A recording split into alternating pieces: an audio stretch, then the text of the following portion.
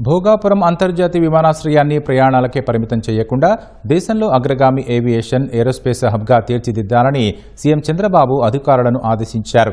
విమానాశ్రయ ప్రారంభోత్సవం కోసం రాత్రే విశాఖ చేరుకున్న సీఎం పోర్ట్ గెస్ట్ హౌస్ నుంచి వీడియో కాన్ఫరెన్స్ నిర్వహించారు.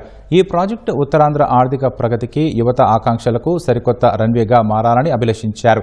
మరోవైపు ప్రధాని మోదీ దార్శనిక నాయకత్వంలో రూపుదిద్దుకున్న భోగాపురం విమానాశ్రయం ఆంధ్రప్రదేశ్ రాష్ట్రాన్ని ప్రగతి, అభివృద్ధి అనే సరికొత్త రన్వేపై నిలిపిందని చంద్రబాబు స్పష్టం చేశారు. మోదీ ఆంధ్రప్రదేశ్ పర్యటనకు హృదయపూర్వక స్వాగతం పలుకుతున్నట్లు ఎక్స్లో పేర్కొన్నారు. ప్రపంచ స్థాయి ప్రమాణాలతో నిర్మితమైన ఈ ప్రాజెక్ట్ ఎన్డీఏ ప్రభుత్వ నిబద్ధతకు ప్రతిబింబిస్తోందని అభిప్రాయపడ్డారు.